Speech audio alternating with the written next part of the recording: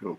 Alrighty, thanks DT, Marlo, and everyone that have joined the IRLS, the first Zoom of the Skills School for IRLS. I'm Chris, Kiwi Patriot, and I'm going to present the first episode, which is called The Path to Better Energy. So yeah, welcome everyone. This is so that people like myself and others, if you feel like doing this yourself, you can jump on here and put together a presentation of skills you think you could share with others that are going to benefit them and help create an inspired, resourceful life with solutions. Like I said earlier, this is the first of my presentations on the path to better energy. Which I'm going to present for about 10-20 minutes, and then we'll go into a short Q&A session afterwards. So just starting out, a quick definition. Energy is the capacity to do work. It may exist in potential, kinetic, thermal, electrical, chemical, nuclear, or other forms. That's just a generic definition. We look into things like ether and frequencies and all sorts of stuff in the IRLS community, and there's so much more that fringes on mainstream science, but has been buried over the last 100 years, in my opinion. All right, so let's start with the most important question, and I'm sure you've all heard it at some point or another. Where is my hoverboard? So the reason, or the answer to the question, unfortunately, is another question, and it is, why would a hoverboard be a bad thing for oil barons like the Rothschilds, who set up the shipping industry for oil transportation, and the Rockefellers, who go about selling the end product, oil, into pharmaceuticals and things like that? And the second most likely answer is, how would anti-gravity devices, which is basically what the hoverboard is, affect the billions of dollars spent on the military-industrial complex that hold huge sway over our current political establishments? To get into that, I've been focusing on an inventor who became famous in the 80s, named Stanley Meyer, and he basically invented a whole new technology, not just something you might know for his water-powered car, but not just that. He invented a whole new technology, and a lot of it was suppressed. But we do have quite a few quite a few of the patents and a lot to work on. So yeah, part of it was he was able to split hydrogen and oxygen from water and do it incredibly cheaply and efficiently, far more efficient than electrolysis, which was the current, they call it state of the art. It just means the current recognized best practice or best way to do it. I'll go probably into that a little bit more later in this episode, and in other episodes we'll actually go into practical details of what he was doing and how he was doing certain aspects. But first, let's look at why in 2024 we're still, as consumers, only permitted to have access to oil-based fuels for our transportation. And I'm including EVs in this category because EVs are entirely dependent on oil products. They the chemicals mined to produce the batteries and the vehicles, all mined with vehicles that run on oil products. So I'm going to jump into a short video from Stanley Meyer himself, like I said, the inventor of the water-powered car and a whole new technology. He tried to take on the oil giants, and he put far more effort into it than most people really sort of would have seen from the mainstream clips and the clips you see that float around the internet. So fingers crossed, we'll jump over to the video. I'll find the screen share and we'll get that up for you shortly.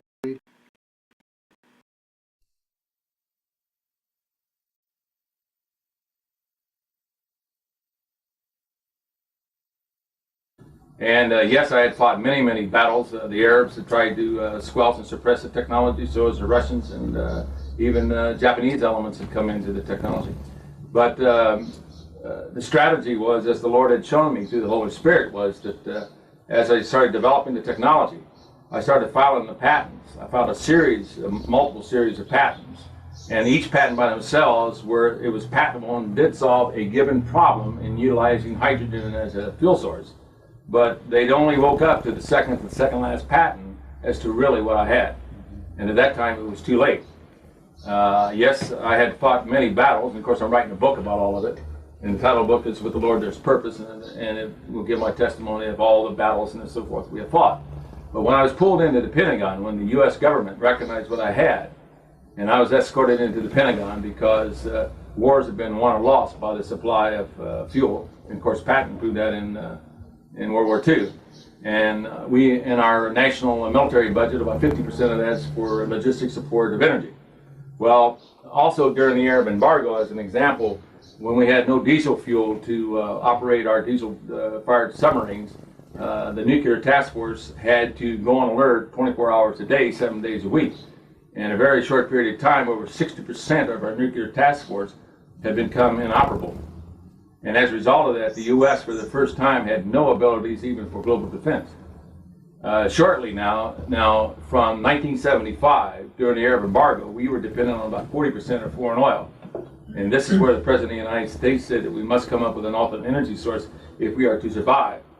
We have not reversed our dependency on foreign oil. It's now escalated to well over 60%, where I forced DOE, Department of Energy, to admit to the American people that, in fact, we are still dependent of around 60% on foreign oil. Now, if anything happens or takes place where that oil is stopped to the countries, then the entire economic... another situation has come up, of course. I have been trying to develop the technology to possibly head off the Mideast crisis. What they really don't understand, what they're not really realizing at the present time in the Mideast, if Saddam decides to use CBR weaponry, that's chemical, biological, radiation weaponry, from what I understand, that Germany had sold them to germ warfare. If he uses this type of weapon in the Mideast, then it's possible that the germ warfare that they have is that the contamination, the germs can breed on the bacteria in the air or bacteria in the water or even in bacteria of oil. It takes a very small amount of deposit of the germ warfare in order to allow it to expand and grow. So if he uses this in the Mideast at this critical time, then what's going to happen is that it's possible that all the oil reserves in the Mideast will become contaminated. If that's the case, then every country of the world, or respective country of the world, would have to stop shipment of oil to their countries to prevent the contamination to occur within their own country and possibly affect the lives of the people within each country. So you're looking at that it's possible that within a short period of time, the entire flow of oil coming out of the Mideast will totally be stopped, and that will shut down the entire industrial base in the entire world. Are you saying like you know the Rockefellers and whatever have so far, like we were saying before, come in and said stop the development of this technology? Are you saying that they won't do that anymore? No. There are several major swings that has now started to alert the public that we must do something. One is truth is a very powerful thing. Now they're recognizing, in fact, that the oil reserves are not there for the world, and that they are depleting very, very quickly, and that we must somehow swing to an alternate energy source to allow the economic base to survive. Secondly, we're realizing that we cannot keep continually polluting the air. We can't keep putting hydrocarbons in the air. We can't keep extracting oxygen out of the air. We must be able to reverse the greenhouse effect. And if we do not do this, then it's very reasonable to say that within a short period of time we'll start to suffocate. In the period of time since the introduction of the automobile, as an example, the content in the air, I believe, was around 38% or 28%. And that has really, from that point on until now, it has dropped as much as 7%. Now, right now, there's 5.2 billion people on the face of this earth, and within a mere 15-year period of time, it'll double to 9 billion. We already know by satellite that the rainforests are dying, that over 50% are dying, that's irreversible, they are dead. That's supplied about 80% of the oxygen in our air. So we can't, yes. I think he also asked about Rockefeller. They had tried every way to stop him too. Yeah. Yes. He asked about Rockefeller. Yes, it became very evident that this type of technology cannot be developed through the federal governments nor the multi-international corporations because of the control mechanism. It had to be developed by an individual working out of his garage without that type of control mechanism. So it was a way that when I started, the Lord had started to have me develop the technology and develop in such a way that I was able to get all the patents issued both nationally and not only win it for the United States, but also win it for the world. Because once they realized what I had, and as I said, they had pulled me into the Pentagon, there was two major reasons that I had used to get us off of national security and allow it to come in. Number one, if you don't have an economy, you will not have a government, and if you don't have a government, you're not going to have a military. It's just as imperative that this technology get into the marketplace as well as these other areas. Second one is, what happens, gentlemen, if a foreign power can come in your land and use your own existing laws to block this type of technology from coming in?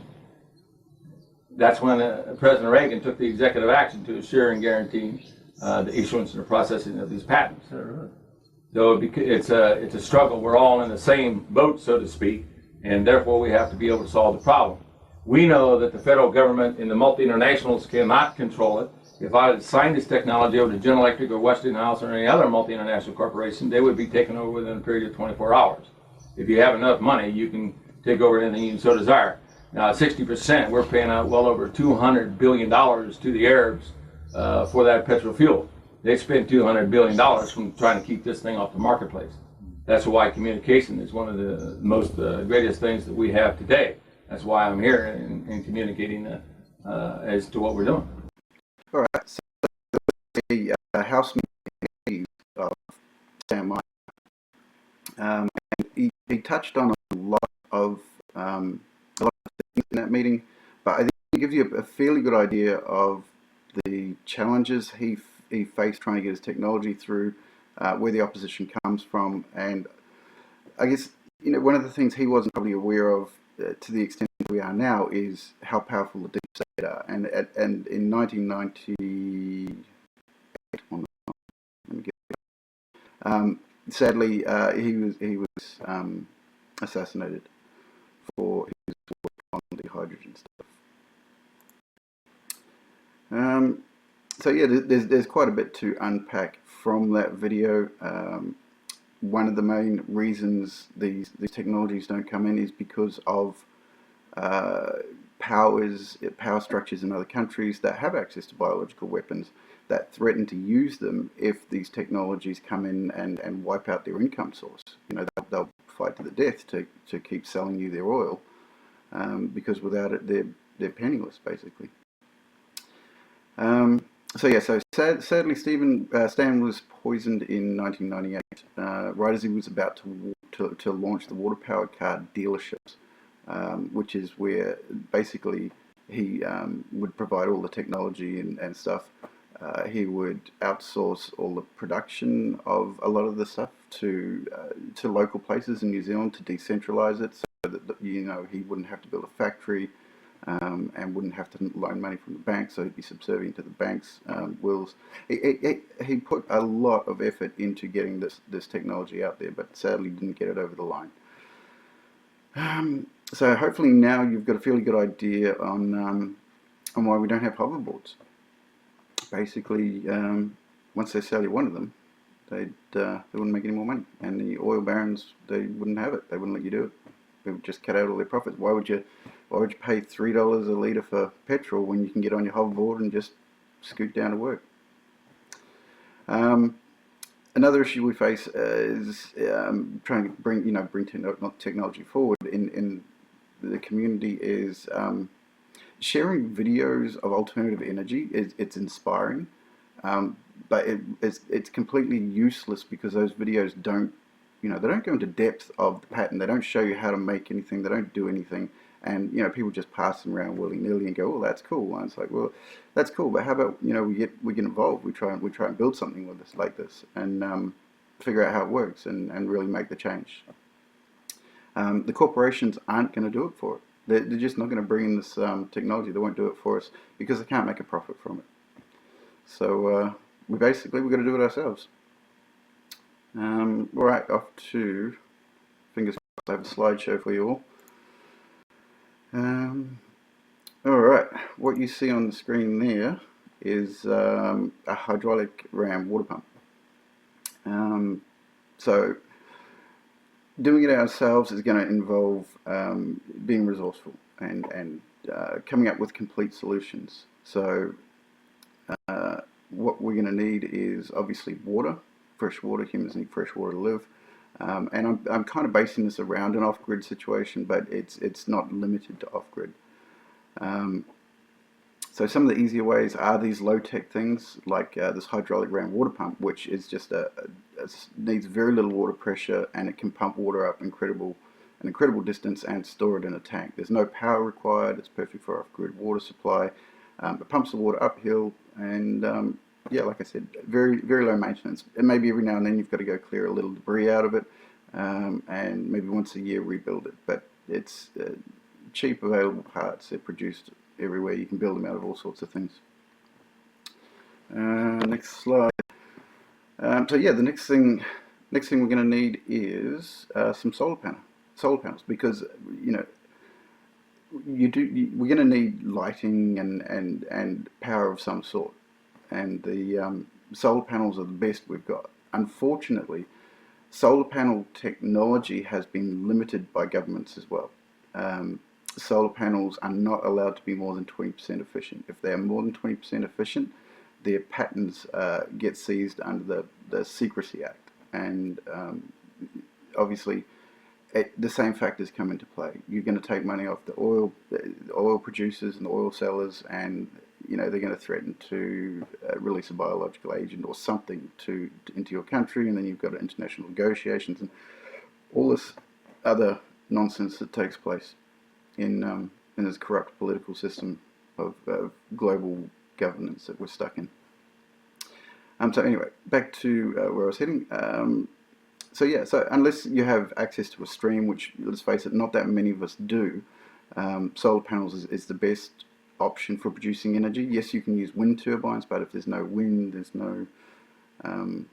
no power generation, and not everywhere has a good supply of wind. Some areas in New Zealand don't get much wind at all, some get lots. So I'm going to select solar as a reasonable choice, or probably the best choice for power generation, even though we're still only limited at 20% efficiency on solar panels. You'll have to bear with me, it's been a long time since I did a presentation, and I've gone off script a little bit. So believe it or not, Stan Meyer actually did some work on improving solar panel efficiency, and created quite a few innovations in the area. I'll just pop on to the next slide. He built a solar silo where you can actually house and store solar energy. How he did that is he is designing a few different to what we use now, collectors basically. He had a very good understanding of photonic energy, the energy from electromagnetic energy from light, and how to harness it, and particularly in the field of resonance. Just a quick definition of resonance. It's vibration or oscillation from side to side. It's a good example is the amount of energy it takes to push someone on a swing once the swing is already moving. So if someone's sitting on a swing and you get it moving and you gently push them, it takes very little energy to get that person to move a long way on that swing. While that swing is resonating backwards and forwards, that swing is in resonance. And if you push them when the swing, at just the right moment, when the swing's on the downswing, it doesn't take much energy to keep them going or to even accelerate them further. And that was one of the principles that many of the previous area of scientists and inventors understood. Tesla, who Stan's built on a lot of Tesla's work and improved from it. But anyway, sorry, bear with me. So if you want almost free energy, you're going to have to bring it in. There's no one going to do it for us. Stan, on top of just the solar silo and things like that, he actually came up with these things, which are basically, they capture light coming in from all angles. I'd imagine it would look like a little bud on top of the solar cell, but they can actually divert the light. It doesn't have to go onto a solar cell. They can divert it to anywhere in the house, and because they they keep the beams within a specific angle. There's no energy loss in the photons. 2 seconds. Yeah, so that's a diagram of basically the redirection of the energy on the solar silo. So it's pointing the rays down and collecting them down the bottom. The bottom is a photovoltaic generator that takes the photon energy and turns it into electricity. This slide is basically a snapshot of the Patent Secrecies Act that was introduced. I'm not sure when it was introduced, but if you look at the spikes in the data, this is when Stanley Meyer actually started producing his technology in the 80s and through to the 90s. There's huge spikes, while it's pretty much flatlined everywhere else. So that's where they really chucked the brakes on this technology, and I think we went backwards 4 years or so, because a lot of our scientists now, because it's all special interest funded,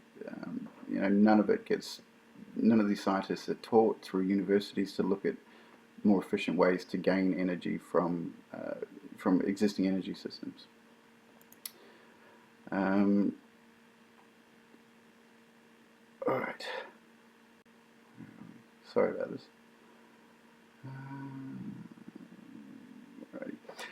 So we're stuck with low efficiency solar panels under 20% for now, due to the government's placing these restrictions on them.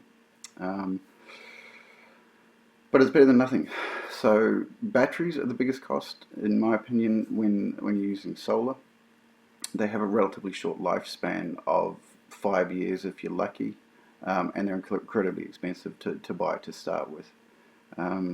So what if we use some of that solar energy to generate a burnable gas from the water that we pumped up to our tank for free with our hydraulic ram before?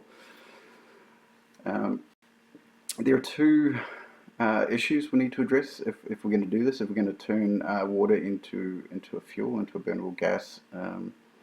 The current method for converting water into burnable gas of hydrogen and oxygen is called electrolysis. I mentioned this earlier, and the current method is to add chemicals basically to water, and it takes a lot of power. It takes a lot of amps to do it this way. It's very inefficient, and they bleat on about it being green solar because they use solar panels to do it, but it's soaking up a huge amount of energy, and it's incredibly inefficient. But there is a solution. Stan's method required no chemicals. He used tap water, and the power to actually split a considerable amount of gas to make it usable is less than it would take the power to run a light bulb. Although the secrets to his methods have pretty much died with him, I and a lot of others using his patents collectively researched to recreate, and we're getting close. We're getting some good results. We're not there yet. His technology was much, like I said earlier, much more than just water fuel generation. It was a whole new technology. There's a lot to learn, and there's a lot of heavy physics and stuff involved. So in the meantime, there are other options. Others have found ways around this for now, and are reasonably viable for what we're looking at. So I'm going to play a video now of the Exogen the Exogen product, and that is, don't quote me on this, but I believe it's Stan's brother that developed this. Exogen Power is a research and development company dedicated to creating clean water, air, and energy technologies.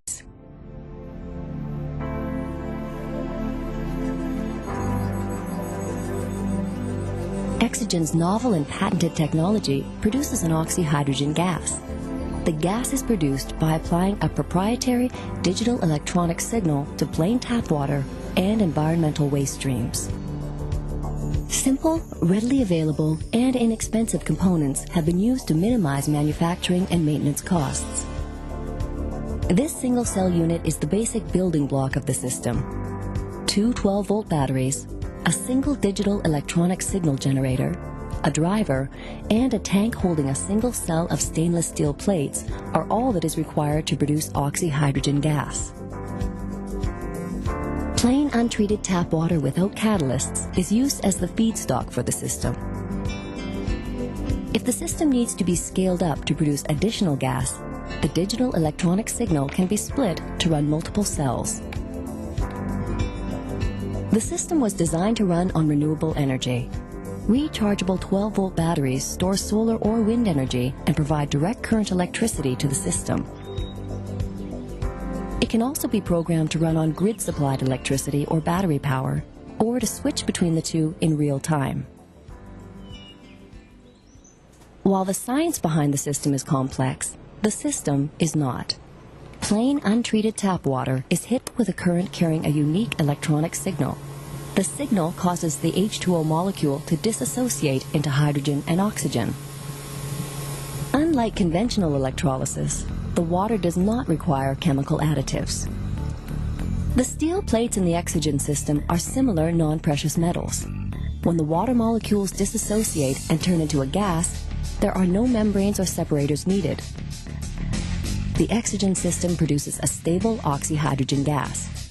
With Oxygen's technology, the hydrogen and oxygen are produced together, on demand, as needed. They are separate, but mixed together as a unique combustible gas.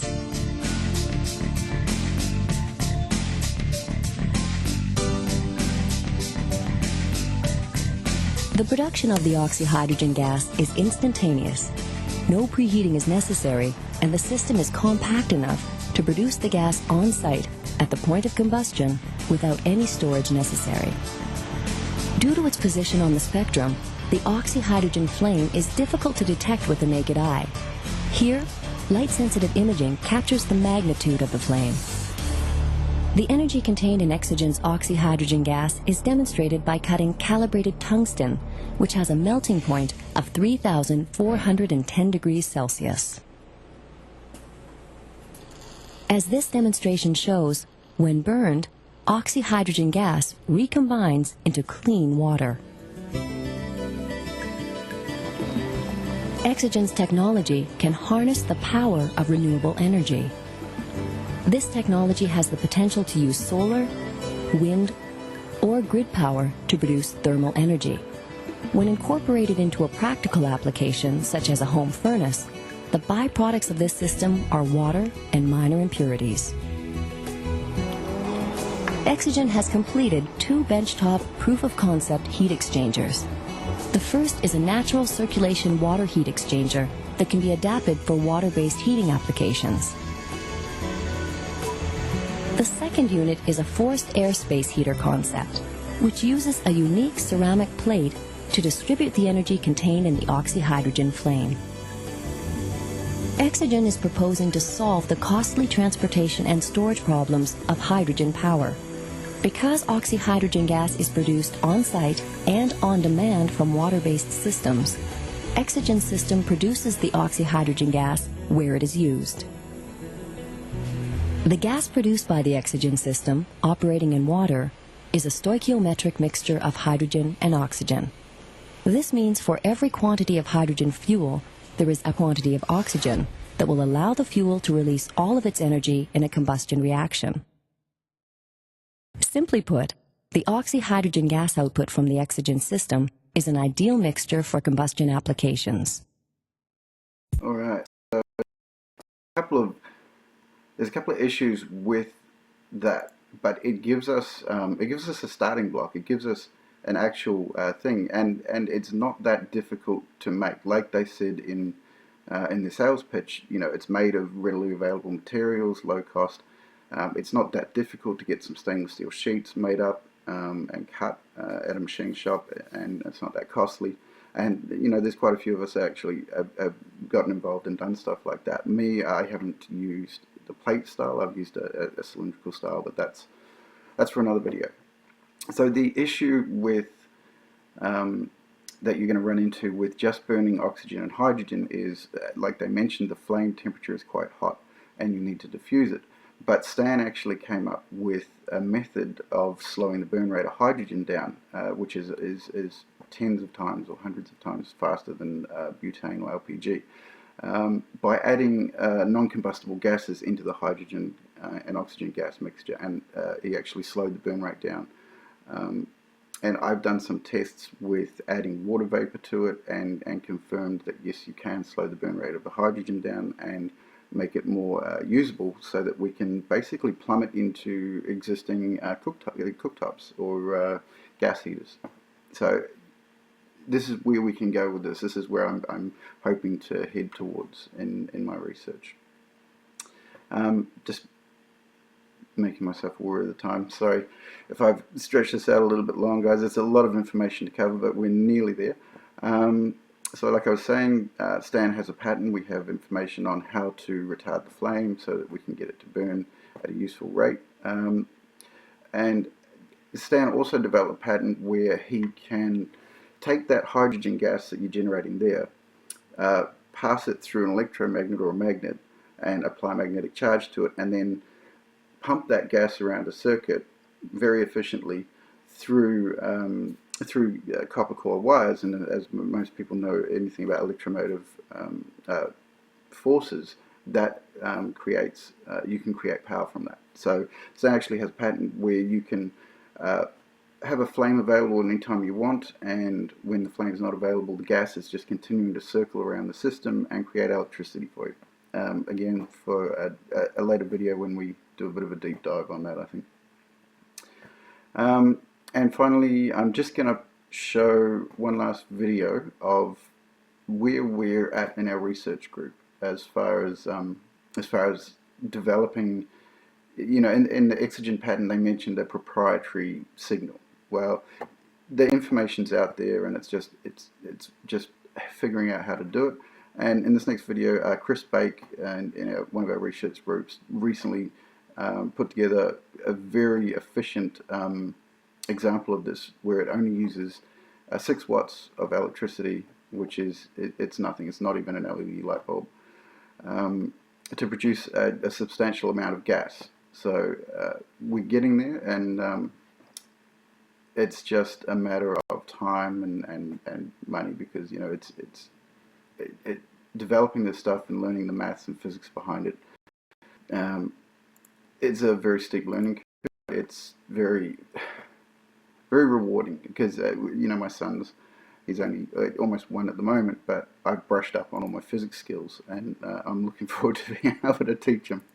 So we'll jump to this video, and I'll get that happening for you. Just a second. Okay, here's 0, which it's just this. It's a little slow at detecting, so when it's probably some milliwatt amount. That's the bubbles that seem to be happening from that. Still undetectable watts. Alright, now we're just going to bring the gate in a little bit, and that'll get us up to 1/2 watt. Go up to a couple more. So there's 2 watts, 17 milliamp. You can see false strands are closer together. There's a little bit of current now, 16 milliamp.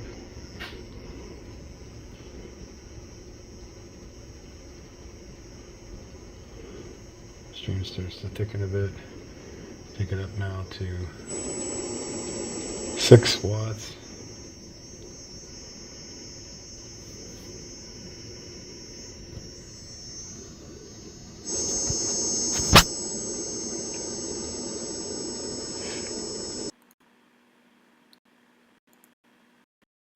All right, so that I'm going to leave it there, but that's where we're up to with it, and where I'd like to head. Where I think, you know, I've spent quite a lot of time thinking about how do we, how do we live more sustainably? How do we do it where we're not confined by corporations? Where we can, we can invent this stuff in our garage, where it's cheap and cost-effective materials, and this is sort of my path forward, or where I think we can make inroads. And with the current attack on the deep state, it's crumbling. Their systems are crumbling before our eyes. If it's not me, it's going to be someone else like me and like you who gets out there and does this and brings it out. And once we get something working and working well, then we can, we can just start helping friends with it and turn it into, maybe it turns into a cottage industry, and maybe we bring some work back to New Zealand and to our communities through this stuff. But I can see a very large shift for the better by pursuing this path of energy. Anyway, I'm not going to ramble on too much longer. This is pretty much going to wrap it up for episode 1, and we'll open it up to questions and answers.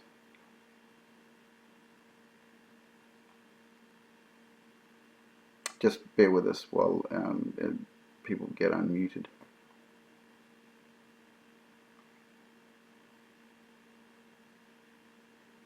Hopefully there's some questions. I've got a question. Fire away. I'm just wondering how this is, like there's a lot of companies coming out with so-called hydrogen-powered cars now. Like, how is this going to be different? Like, what's the drawbacks for them? That is an excellent question. All right, so Toyota, Yeah. you see the videos for Toyota producing engines that run on hydrogen. They want you to buy it. They want you to pay for the hydrogen. They want you to pay for the infrastructure to store and transport and manage the hydrogen. So they just want to shift. Whereas this technology takes water from a stream or from your local storage area and creates it where you need the hydrogen. There's no middleman. There's no money in it for them, so there's no middleman. And Toyota know that there are only going to be a small niche number of elites that are going to be able to afford this hydrogen technology. Excuse me. It's what Stan Myers called a Cadillac idea, which is expensive and doesn't meet the laws of economics. And it makes no sense to do that other than they want to make profit. Does that answer your question?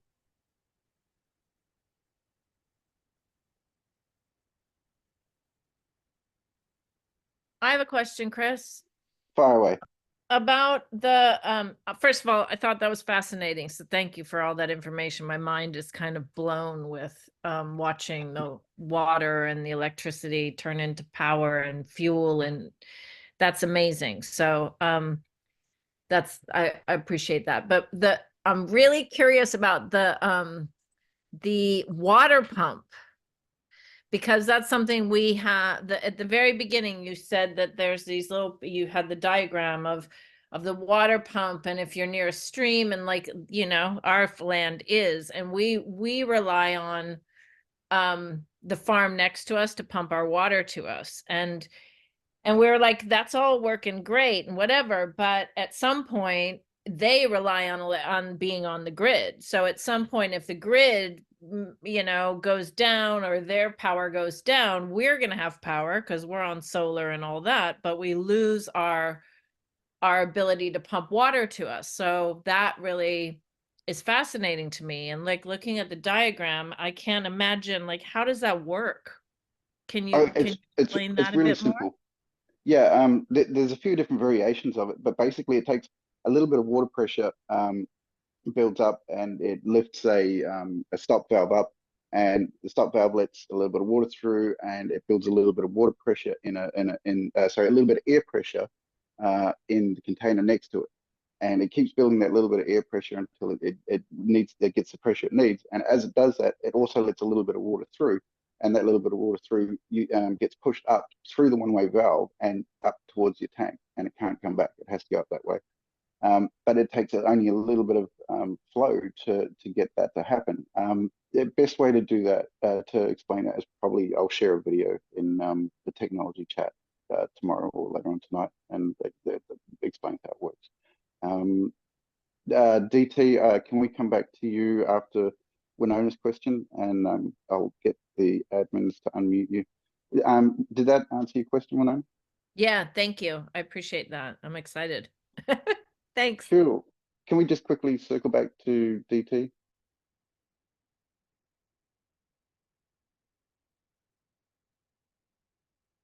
Circle back. Ugh, sound like Jen Psaki. Oh, nightmares.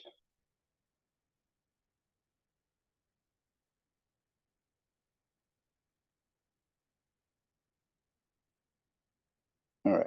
Not quite sure what's happened to Winona. Sorry, not Winona, DT. Anyone else got any questions, or should we open the floor up?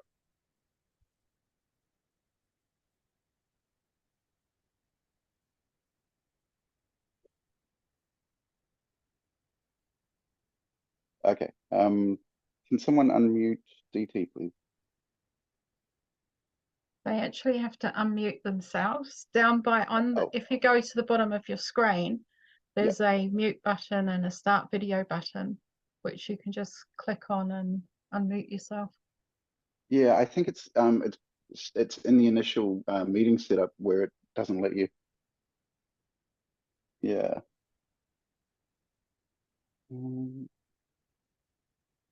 Apps. What do you want apps? I don't know. Let me see if I can do it from here. I'll give you the hosting back, Chris, and you can try there. Okay. Okay.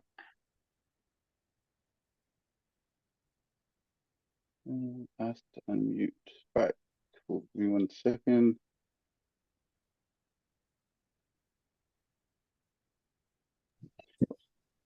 That's right. cool. Yeah. Yeah, far away. Cool. Yeah, that did answer my question. I didn't realize that I didn't realize that those hydrogen cars weren't producing it. Didn't realize you have to go and buy it somewhere. Yeah, no, that's so the that's idea. Cool. Yeah. Yeah. Wow. Oh, that's fucking sucky, but isn't it?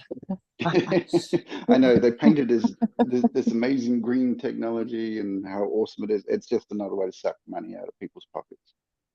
Wow, that's really interesting, because I've had a few people say to me, oh no, they're going to be producing hydrogen cars and stuff, and I knew there'd be some bloody catch. Yeah. Oh well, that's cool. And yeah, thank you for explaining it. It was cool. It's interesting to see that video of Stanley Meyer. Yeah, not a lot of people have actually seen the guy, other than the sales pitch that he put forward. Yes. in the mainstream media stuff. But yeah, that was taken in so somewhere a little bit south of Auckland in the 80s. It's just so fucking, excuse my French, it's so criminal, really, isn't it? Like it is. Yeah. But yeah. it is really complicated, the geopolitical politics of it. When it's something I hadn't considered until Stan talked about it, is the fact that Saddam Hussein claims he's got biological weapons that he can deploy if we don't buy his oil from him. Yeah. Well, he's dead. Yeah, I was going to say at the time. Yeah. Yeah, but I'm sure I'm sure there's a few things up the sleeve, because with the internet and people communicating and stuff, it's only a matter of time, right? Really, until it gets out there. You know? Definitely. And it's only a matter of time, and we've got to do it ourselves. It's not going to be done for us. Yeah, because I'm getting too old to cycle, right? So I've got to get some sort of way of getting around. Yeah. Oh, that's cool. Thank you. Yeah, awesome. No worries. And deeper down into Stan's technology, it doesn't cover anti-gravitics, but if you start learning the physics that Stan used to achieve this stuff, and you start looking at the other physics involved in high voltage potential, it all starts leading to anti-gravitics and the future that we're painted that we never received. Do you think that once one milestone is reached, that the rest will just all appear, like unlocking a floodgate? No, I think we're stuck in a holding pattern until, and this is just my personal belief, until Trump gets back into office and the current system has a complete revamp. There's no way it's going to happen with the corruption that we've got at the moment, and we can all see this corruption is coming to a head. It can't go on for much longer. And after then, I think this will just start springing up organically. Well, I hope so, man. Because if people aren't awake to it now, with speaking of America, especially with Biden, I mean, God, he's such a clown. How can people still, have, just not see that? It's kind of crazy. And so, but yeah, cool. Oh, well, I live in hope. Cool. All right. Anyone else got any questions they wanted to go over? I'm not sure about how to see if you raise your hand, but if you drop a message in the chat, I will be able to see it.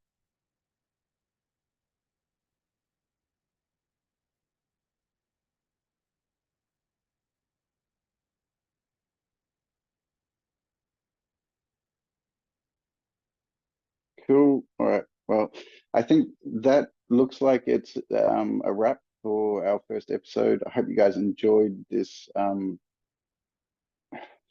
path, or the path to better energy, and I look forward to seeing the next presentation. Not sure who that's going to be, but if you have skills you want to share, and even if you don't think people will be that interested, if it's, if you're in this group and if you're in this community, there's a good chance other people are going to be interested in what you have to share. So get in touch with us in the IRLS Telegram group, and have a chat, and we'll see if we can get you on and do a Zoom. All righty, cool. Thank you all for joining and spending an hour listening to my plans for better energy. Take care, guys.